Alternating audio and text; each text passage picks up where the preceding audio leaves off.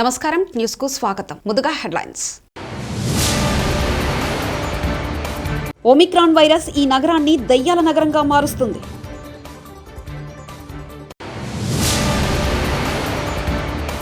వివిధ పథకాల ద్వారా కేంద్రం 1,00,000 కోట్లు పెట్టుబడి పెట్టిందని కేంద్ర ఆయుష్ మంత్రి సర్బానంద సోనోవాల్ వెల్లడి.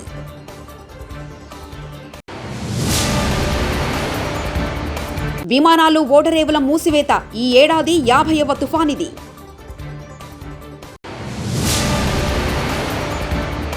విశాఖ చేరుకున్న సీఎం జగన్.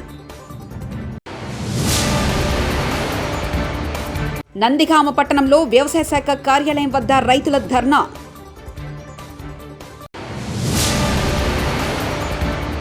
తప్పుడు పోస్టులు పెడితే చర్యలు తప్పవు, ఏపీ సిఐడి.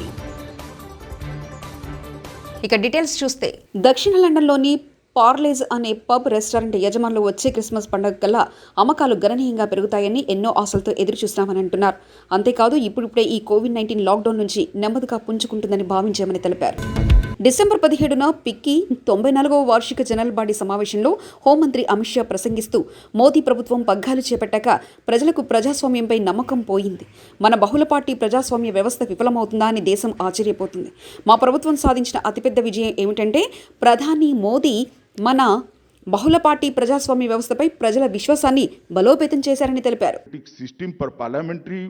डेमोक्रेटिक सिस्टम पर भरोसा बढ़ाने का काम नरेंद्र मोदी जी ने किया है.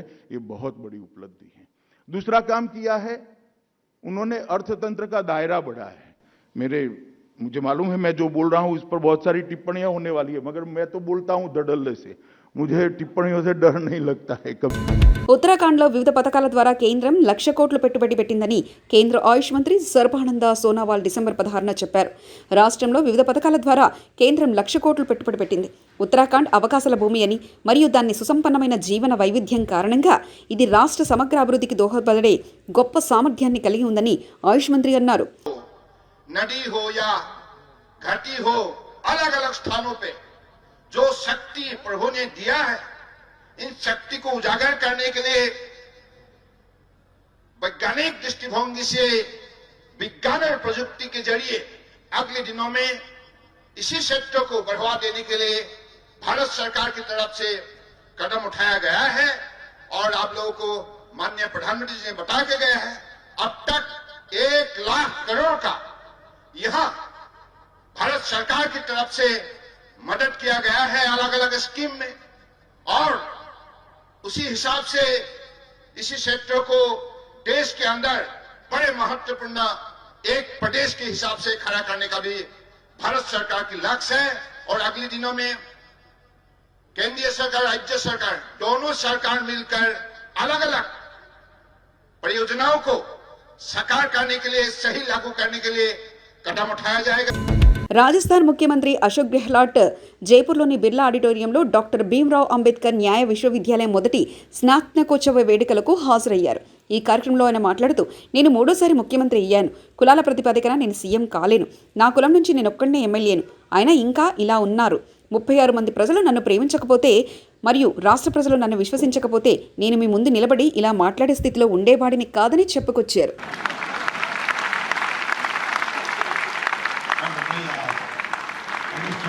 कौन मुझे प्यार नहीं करती, विश्वास नहीं करती प्रदेशवासी, तो मैं आज आपके सामने खड़े होकर 2 बातें करने की स्थिति बनी हुई. इसलिए खुशी है कि आज का समारोह विशेष पहचान रखता है. और मैं कहूँ तो अतिशक्ति नहीं है, देव सरोवर जी का जो मैंने स्मरण किया है उसका श्रेय तो मुझे जाना चाहिए. రాష్ట్రపతి రామ్నాథ్ కోవింద్ డిసెంబర్ 17న బంగ్లాదేశ్ పర్యటన తర్వాత ఢాకా నుంచి బయలుదేరారు. బంగ్లాదేశ్ 50వ విజయోత్సవ వేడుకలకు గౌరవ అతిథిగా హాజరయ్యారు మరియు బంగ్లాదేశ్ అధ్యక్షుడు అబ్దుల్ హమీద్తో ప్రతినిధి స్థాయి చర్చలు జరిపారు. బంగ్లాదేశ్ ప్రధాని షేక్ హసీనా, విదేశాంగ శాఖ మంత్రి ఏకే అబ్దుల్ మెహమాన్ ఆయనను కలిశారు.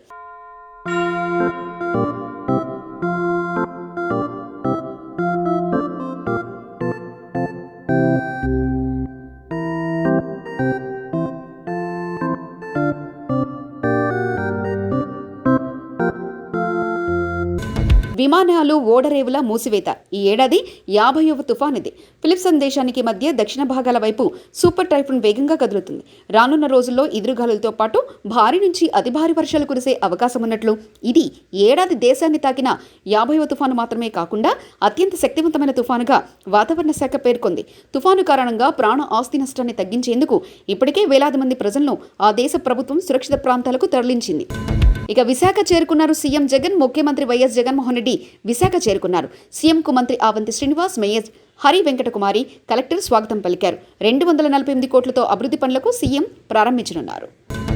భారత్లో సెంచరీ దాటిన ఒమిక్రాన్ కేసులు. కరోనా కొత్త వేరియంట్ ఒమిక్రాన్ శరవేగంతో వ్యాప్తి చెందుతుంది. ప్రతిరోజు 10ల సంఖ్యలో కొత్త కేసులు పుట్టుకొస్తున్నాయి. ఒమిక్రాన్ బాధితులు పెరుగుతుండడం ప్రజలను తీవ్ర ఆందోళనకు గురిచేస్తుంది.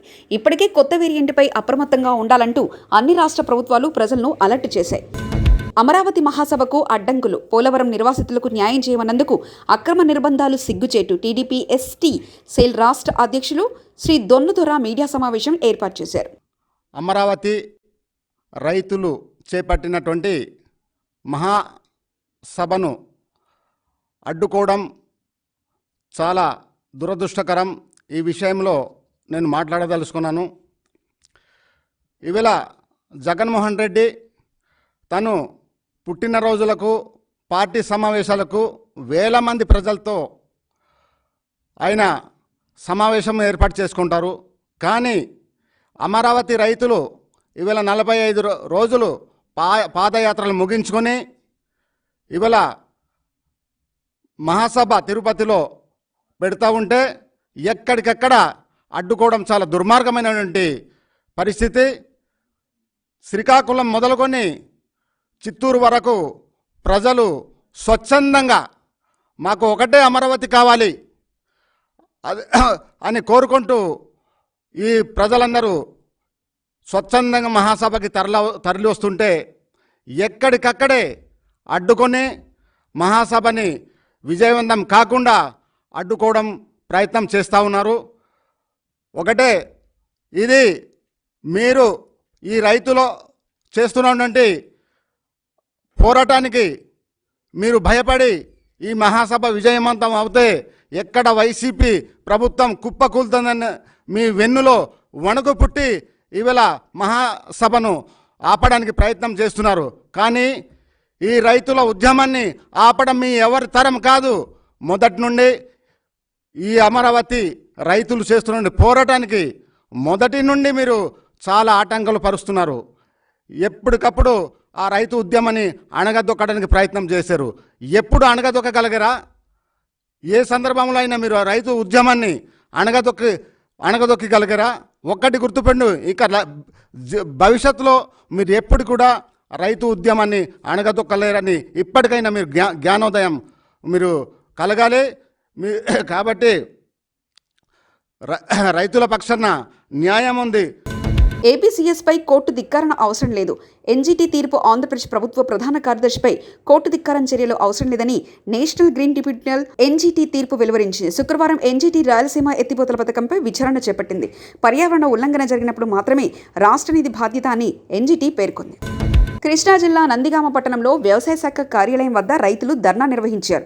ఇటీవల కాలంలో మిర్చి సాగు చేసిన ఈ రైతు పంటలు పూర్తిగా దెబ్బతినడంతో నష్టపరిహారం అందించాలని డిమాండ్ చేశారు. పంటపై నల్లి పురుగు ఏర్పడి పంట పూర్తిగా దెబ్బతిన్న పంటకు ఇన్సూరెన్స్ చేయాలంటూ ధర్నా నిర్వహించారు రైతులు. సైన్స్ పరంగా దీన్ని టెక్నాలజీ చేసే ఇది పలానా వైరస్సా అనేటటువంటి స్పష్టంగా చెప్పాలి. దగ్గర నుంచి కల్తీ అనేటటువంటి స్పష్టంగా కనిపిస్తుంది. మీరు ఇంతవరకు సైంటిస్టులకి ఇక్కడ నుంచి మీరు జిల్లా అధికారులు ఏడీ గారు పట్టించుకోరు, జేడీ గారు పట్టించుకోరు. ఎవరిది ఎన్ని ఎకరాలు అనేది స్పష్టంగా ఏ గ్రామంలో ఎంతమంది రైతులు ఉన్నారు, ఎన్ని ఎకరాలు వేశారు, ఎంత పెట్టుబడి పెట్టిందో అవన్నీ కూడా రాయాలి. రెండు, ఏ రైతులు ఎవరెవరు ఏంటనేది సామాజిక వర్గాలు కూడా ఆ రకంగా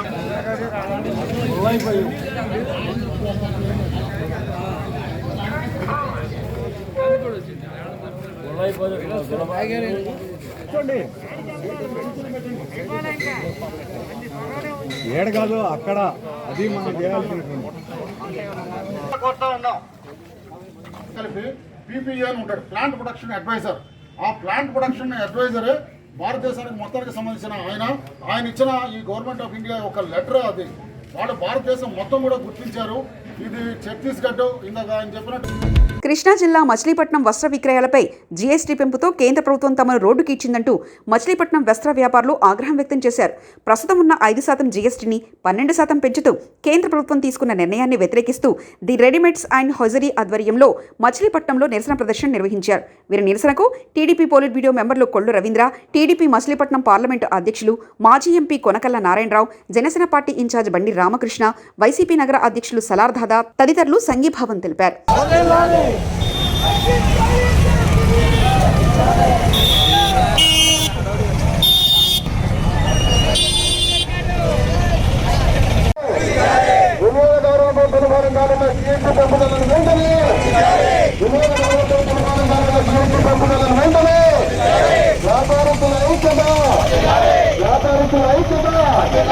వెంటనే 12% జీఎస్టీని తగ్గించాలి కేంద్ర ప్రభుత్వం.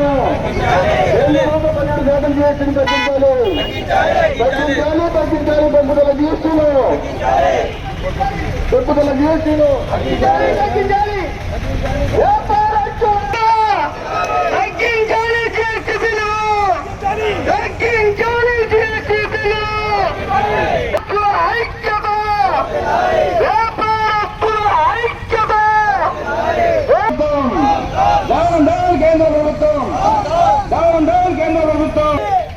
ప్రజలకు ప్రయోజనమైన జీఎస్టీని వెంటనే శాతం పెంచడం వలన వినియోగదారులు ఎక్కువ నష్టపోయే ఛాన్సెస్ ఎక్కువ ఉన్నాయి. ఏదైనా కానీ వినియోగదారుల వద్దనే ట్యాక్స్ ఇచ్చుకోవాలి. నిత్యావసర వస్తువుల్లో ఏదైనా కానీ బట్టలు కూడా ఈరోజు ఏకతాటిపై కట్టడానికి నిర్ణయించుకుని కడుతున్నాము. వెంటనే విరమించుకుని తగ్గించాలని వస్త్రాల పైన ఏదైతే మనం వాడుతున్నటువంటి బట్టల పైన కేంద్ర ప్రభుత్వం జీఎస్టీ 12% పెంచినందుకు నిరసనగా దేశవ్యాప్తంగా కూడా ఈరోజు ఈ జీఎస్టీని రద్దు చేయాలని కోరుతూ డిమాండ్ చేస్తూ నిరసన కార్యక్రమాలు చేస్తున్నారు. అందులో భాగంగా ఈరోజు మచిలీపట్నంలో కూడా వస్త్ర వ్యాపారులు అలాగే రెడీమేడ్ అసోసియేషన్ తరఫున ఈరోజు నిరసన కార్యక్రమాన్ని ఇక్కడ తెలియజేయడం జరుగుతోంది. ఇది చాలా దుర్మార్గమైనటువంటి చర్య.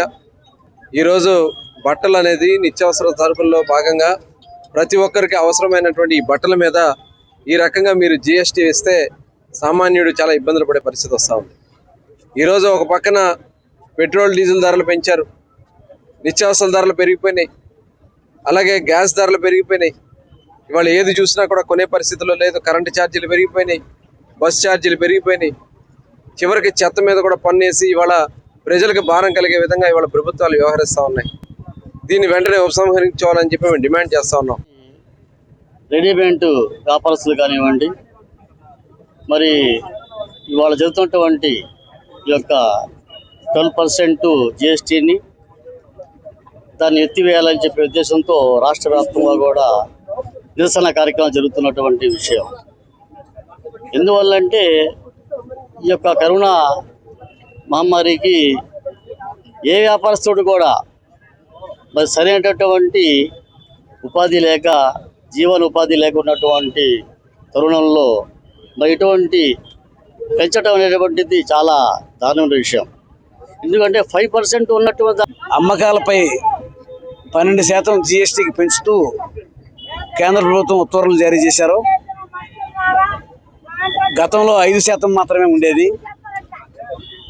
ఇవాళ ఇది ప్రతి ఒక్క పౌరుడికి కూడా కూడు గుడ్డ అనేది చాలా అవసరమైంది. గుడ్డ పైన ఏ రకమైన ట్యాక్స్ వేయటానికి వీలేదని గతంలోనే 5% పడ్డప్పుడే మేము వ్యతిరేకించడం జరిగింది. ఇవాళ మళ్ళీ 5%ని 12% చేయడం అనేది ఇది వినియోగదారుల పైన భారం పడుతుంది, వస్త్ర వ్యాపారస్తుల పైన భారం పడదు. ఎవరైతే ఇది వస్తువు కొనుక్కుంటాడో. మచిలీపట్నం కోనేరు సెంటర్లో వస్త్ర వ్యాపారస్తులు అందరూ కూడా మరి రెడీమేడ్ వ్యాపారస్తులు వీళ్ళందరూ కూడా కలిసి ఈ జిఎస్టీ 12% పెంచడం వల్ల వాళ్ళకు కలిగే ఇబ్బందిని వాళ్ళ నిరసన రూపంలో మరి అందరికీ తెలియజేయడం జరిగింది. ఎందుకంటే వ్యాపారాలు లేక మరి గత 2 సంవత్సరాల మధ్య మీరు అందరూ తెలుసు, ప్రతి కుటుంబంలో కూడా మనుషులు ఎంతమంది సొంతంలో కోల్పోయాం. కుటుంబాలు కోల్పోయడమే కాకుండా వ్యాపారాలు లేవు. ఆర్థికంగా దేశం దెబ్బతింది, అందరం దెబ్బతిన్నాం. ఈ టైంలో మీరు ఆదుకోవాల్సింది పోయి అందరి మీద పెను భారాలు వేస్తున్నారు. మీరు ఇలాంటి భారాలు రోజు రోజుకేస్తే మొత్తం ఎక్కడో రగులుకుంటుంది. ఇక ఈ ప్రభుత్వాలు ఇవి కూడా కనపడకుండా అయిపోతాయి. మీ ఇష్టానుసారం పెంచుతున్నారు. కృష్ణా జిల్లా నందిగామ జాతీయ రహదారిపై బైఠాయించి ధర్నా నిర్వహిస్తున్న మిర్చి రైతులను అడ్డుకున్నారు. పోలీసులకు రైతులకు మధ్య తోపులాట, ఘర్షణ వాతావరణం, ట్రాఫిక్ అంతరాయం ఏర్పడింది. తీవ్ర ఉద్రిక్త వాతావరణం ఏర్పడింది.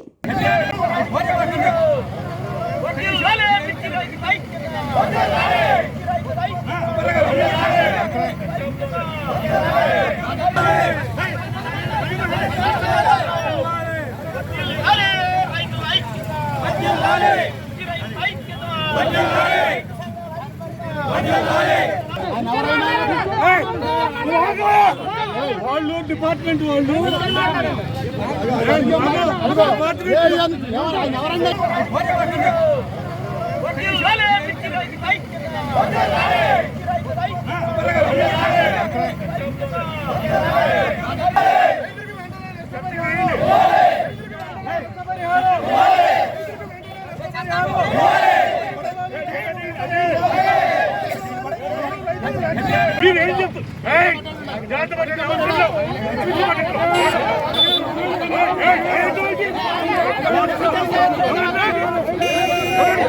రైతాంగం చాలా ఇబ్బందుల్లో ఉన్నారు.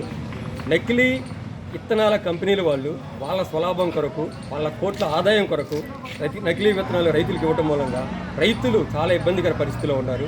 ఈ రోజున ఎకరాకి కింటా నుంచి 3 క్వింటాల మధ్యలో విత్తనాలు ఈల్డింగ్ వచ్చే పరిస్థితి వచ్చింది. అంటే రైతుకి రమారమి 70,000 నుంచి ₹1,00,000 దాకా పెట్టుబడి అయితే ఈ రోజున 20-25,000 కూడా వచ్చే దారుణమైన పరిస్థితిలో ఉన్నారు. అందుకని కేంద్ర రాష్ట్ర ప్రభుత్వాలు వెంటనే రైతులను ఆదుకొని ఎకరానికి ₹1,00,000 చొప్పున రైతులకు పరిహారం చెల్లించాలని, అలానే ఇతరాల కంపెనీ వాళ్ళని అరెస్ట్ చేసి వాళ్ళ దగ్గర నుంచి డబ్బులు వసూలు చేసి రైతులకి ఆదుకోవాలని చెప్పేసి నేను డిమాండ్ చేస్తున్నాను. ఇంకో విషయం, ఈ క్రాప్ నోట్ చేసి ఇన్సూరెన్స్ కూడా వాళ్ళకి రైతులకు ఇప్పించాలని చెప్పేసి మేము డిమాండ్ చేస్తున్నాను.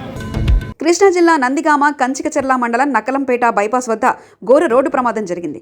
సర్వీస్ రోడ్లో ఎదురుగా వస్తున్న ద్విచక్ర వాహనాన్ని ఢీకొట్టిన ఇసుక టిప్పర్ 2 వ్యక్తులు అక్కడికక్కడే దుర్మరణం పాలయ్యారు. ఓ వ్యక్తికి తీవ్ర గాయాలయ్యాయి. నందిగామ ప్రభుత్వ హాస్పిటల్కి తరలించారు. మృతులలో ఒకరు ఆనాసాగరం గ్రామానికి చెందిన కర్రి గోపి, మరొకరు కంచికచర్ల పట్టణానికి చెందిన పీరాములుగా పోలీసులు గుర్తించారు.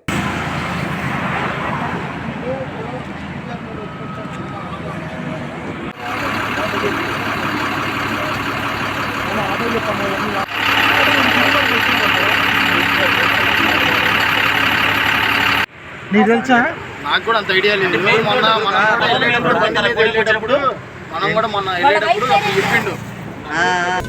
తప్పుడు పోస్టులు పెడితే చర్యలు తప్పవని ఏపీ సిఐడి సోషల్ మీడియాలో తప్పుడు పోస్టులు పెడితే కఠిన చర్యలు తప్పవని ఏపీ సిఐడి హెచ్చరించింది. అసత్యాల ప్రచారం, మార్పింగ్ పోర్టల్ పెడితే శిక్షార్హులవుతారని, డబ్బు ఇచ్చి ఇలాంటి వారిని ప్రోత్సహించే వారిపై కూడా చర్యలు తీసుకుంటామని సిఐడి తెలిపింది. మున్సిపల్ కార్మికులకు 19,000 వేతనాలు ఇవ్వాలని, సమాన పనికి సమాన వేతనం ఇవ్వాలని, పెరిగిన వేతనాలు రాష్ట్ర వ్యాప్తంగా అమలు చేయాలని సిఐటియు, టీఎంఆర్పీఎస్ సంఘాల ఆధ్వర్యంలో హనుమకొండ చౌరస్తాలో Amrutha junction, Ashoka junction, municipal ward office వద్ద రాష్ట్ర కమిటీ ఇచ్చిన పిలుపులో భాగంగా నిరసన కార్యక్రమం ధర్నా నిర్వహించడం జరిగింది. తెలంగాణ రాష్ట్ర వ్యాప్తంగా మున్సిపల్ కార్మికులకు సంబంధించినటువంటి కనీస వేతనం 19,000 ఇవ్వాలని చెప్పేసి, అట్లాగే వరంగల్లు, జమ్మికుంట తప్ప రాష్ట్ర వ్యాప్తంగా పెరిగినటువంటి 15,600 కనీస వేతనాలు అమలు చేయడం లేదు. అదేవిధంగా మరి కనీసం హైదరాబాదులో ఇస్తున్నట్టుగా హన్మకొండలో కూడా, వరంగల్ నగరంలో కూడా 17,400 రూపాయలు ఇవ్వాలని చెప్పేసి, అట్లాగే గతంలో సుప్రీంకోర్టు తీర్పుకు ఇచ్చింది. ప్రభుత్వ ఉద్యోగులతో సమానంగా ప్రైవేటు కాంట్రాక్ట్ కార్మికులు కూడా సమాన పని చేస్తూ ఉన్నారు. కాబట్టి సమాన పనికి సమాన వేతనం ఇవ్వాలని చెప్పేసి, అదేవిధంగా తెలంగాణ రాష్ట్రం రాకముందు, తెలంగాణ రాష్ట్ర ప్రభుత్వం రాకముందు, తెలంగాణ రాష్ట్రం వస్తే ఈ తెలంగాణ రాష్ట్రంలో ఉన్నటువంటి మున్సిపల్ కాంట్రాక్టు అవుట్సోర్సింగ్ కార్మికులందరినీ కూడా పర్మనెంట్ చేస్తామని చెప్పేసి, కాంట్రాక్ట్ అవుట్సోర్సింగ్ అనేవాళ్ళే కనపడొద్దని చెప్పేసి మరి 7 సంవత్సరాలు అవుతూ ఉంది. కానీ ఇంతవరకు కూడా మున్సిపల్ కార్మికులను కాంట్రాక్టు అవుట్సోర్సింగ్ కార్మికుల శ్రమ దోపిడీ చేస్తూ ఇవాళ అతి తక్కువ వేతనాలు పొందుతున్నటువంటి పరిస్థితి కనపడతా ఉంది. మరి కరోనాను సైతం ఎదుర్కొని కరోనా కాలం లోపల అనేక మంది మున్సిపల్ కార్మికులు రాష్ట్ర వ్యాప్తంగా ప్రాణాలు కోల్పోయి, కరోనా కాటేస్తే కరోనా వల్ల చనిపోతామని తెలిసి కూడా మున్సిపల్ కార్మికులు, పారిశుద్ధ్య కార్మికులు ఎంతో ధైర్య సాహసాల కూర్చి తమ ప్రాణాలని సైతం లెక్క చేయకుండా తమ ఆరోగ్యాన్ని పణంగా పెట్టి తెలంగాణ రాష్ట్ర వ్యాప్తంగా పట్టణాల్లో కార్పొరేషన్లలో మరి పారిశుద్ధ పనులు నిర్వహించినప్పటికీ కూడా ఈ తెలంగాణ రాష్ట్ర ప్రభుత్వానికి కనీస చిత్తశుద్ధి కూడా లేకుండా ఇవాళ కనీస వేతనాలు మన పక్కన ఉన్నటువంటి ఆంధ్రప్రదేశ్ రాష్ట్రం లాగానైనా ఆ ప్రభుత్వం అధికారంలో వచ్చినప్పటి నుంచి 18,000 రూపాయలు మున్సిపల్ కార్మికులకు మొట్టమొదటి సంతకం పెట్టినటువంటి పరిస్థితి కనపడతా ఉంది. కానీ తెలంగాణ రాష్ట్రం రాకపోగా ముందు తెలంగాణ రాష్ట్రంలో ఉన్నటువంటి అప్పుడు ఉమ్మడి ఆంధ్రప్రదేశ్ లోపల ఆంధ్ర పాలకుల వల్ల ఈ తెలంగాణ రాష్ట్ర ప్రజానీకం మొత్తం కూడా విద్యార్థులు, ఉద్యోగులు, కార్మికులు అందరూ కూడా పెద్ద ఎత్తున నష్టపోతూ ఉన్నారు. ఆంధ్ర పాలకుల వల్లనే నష్టపోతున్నామని చెప్పి తెలంగాణ రాష్ట్రం సాధించుకోవడం కోసం మున్సిపల్ కార్మికులు, పారిశుద్ధ్య కార్మికులు సకల జనుల సమ్మెలో పెద్ద ఎత్తున పాల్గొని ఒమిక్రాన్ వైరస్ ఈ నగరాన్ని దయ్యాల నగరంగా మారుస్తుంది.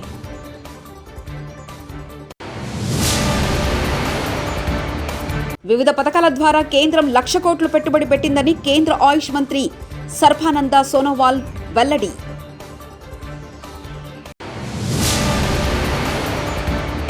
విమానాలు, ఓడరేవుల మూసివేత ఈ ఏడాది 50వ తుఫానిది.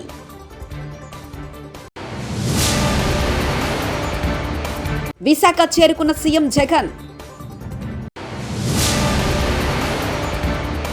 నందిగామ పట్టణంలో వ్యవసాయ శాఖ కార్యాలయం వద్ద రైతుల ధర్నా.